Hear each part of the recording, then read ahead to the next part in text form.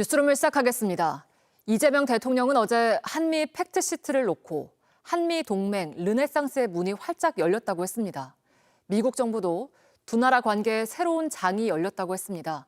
다만 핵심 과제들은 여전히 넘어야 할 산이 많다는 지적도 나옵니다. 로스앤젤레스에서 홍지은 특파원입니다.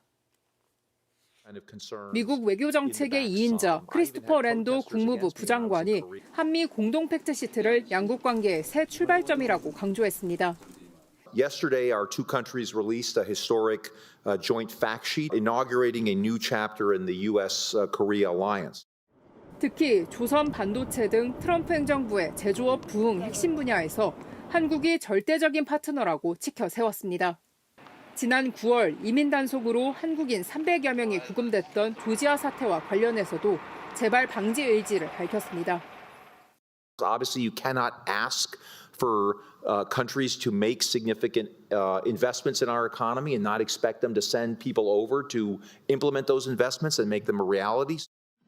트럼프 대통령 역시 한국 기술자들을 환영한다며 한국 맞춤형 비자 체계도 마련하고 있다고 전했습니다.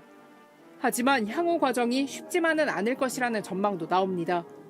핵 추진 잠수함을 한국 내에서 건조하는 방안을 미 정부에 관철시키고 It talks about the subs, but doesn't say where they will be built. The Koreans would like it to take place in Korea in any event using Korean technology.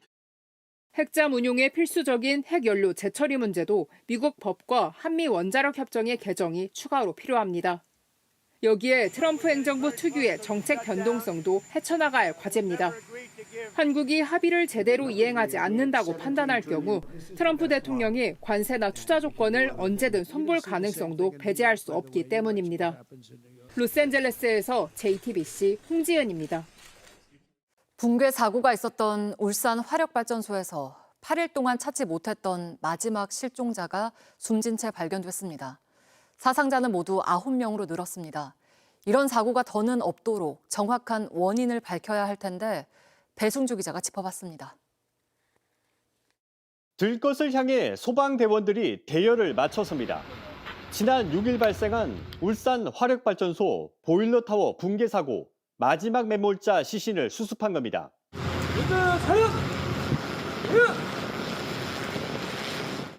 사고가 발생한 지 8일. 200시간 만에 매몰된 7명을 모두 찾았지만 생존자는 1명도 없었습니다. 부상자 2명을 포함해 사상자는 9명으로 늘었습니다. 소방은 1,854명의 인력과 627명의 장비를 투입해 마지막 한 분까지 구조하기 위해 합동 감식 등 사고 원인을 밝힐 수사에는 속도가 붙습니다.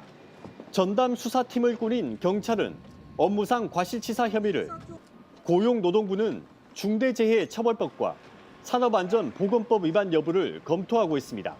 에너지 전환 과정에서 아주 큰 인프라 교체 사업들이 예상되는 만큼 발주처에 대한 책임을 강화하는 방법도 제도. 이번 사고가 남긴 과제도 많습니다. 위험천만한 발파 해체 현장인데도 관리 감독은 허술했습니다. 높이 63m, 아파트 22층 높이 보일러 타워를 사람이 상주하는 건축물이 아닌 구축물로 등록해 감리도 없이 해체했습니다. 저희는 구조 검토서에 돼 있는 대로 시공을 했고요. 앞서 지난 4월 해체된 충남 서천화력발전소가 건축물로 등록돼 감리가 있었던 것과도 달랐습니다. 지역 난방공사 같은 경우는 또 조례에 맞춰서 일정 정도 계획서를 제출하기도 하고 위험 작업을 하청업체에 떠넘기는 위험의 외주화도 또 드러났습니다. 사상자 9명이 모두 하청업체 소속인데 정직원은 1명뿐 8명이 계약직이거나 일용직이었습니다. JTBC 배승주입니다. 다카이치 일본 총리가 중국이 대만 해상을 봉쇄하는 등의 위기 상황이 생기면 집단 자위권을 행사할 수 있다고 말한 이후 중국과 일본의 갈등이 연일 커지고 있습니다. 중국 외교부는 자국민들에게 당분간 일본에 가지 말라는 권고도 내놨습니다. 강나윤 기자입니다. 주일 중국 대사관이 오늘 자국민에게 당분간 일본행을 자제하고 이미 체류 중이라면 치안 상황에 주의하라고 당부했습니다. 일본 지도자의 노골적인 대만 관련 도발 발언으로 일본에 있는 중국인의 신체와 생명 안전에 중대한 위험이 초래됐다는 주장입니다. 지난주 다카이치 총리의 대만 유사시 발언 후폭풍입니다. 戦艦を使ってですね、そして武力の行使も伴うものであれば、これはどう考えても存立危機事態になりうるケースであると私は考えます。 중국이 대만과 미국을 향해 무력을 사용할 경우를 일본이 집단 자위권을 행사할 수 있는 존립 위기 사태라고 표현한 건데 현직 일본 총리로는 처음입니다. 중국은 이를 내정 간섭으로 보고 반발하며 발언 철회를 요구했습니다. 不要在台湾问题上玩火，玩火者必自焚。 비판 수위가 점점 높아져 주 오사카 중국 총영사는 자신의 SNS에 더러운 목을 베어버리겠다고 올리기도 했습니다. 반중 친대만 성향의 다카이치 총리는 취임 이후 중국과 서로 불편한 관계를 이어오고 있습니다. 일본 정부는 총리 발언을 철회하지 않겠다고 밝혔습니다. 台湾をめぐる問題が対話により平和的に解決されることを期待するというのが我が国政府の一貫した立場であります。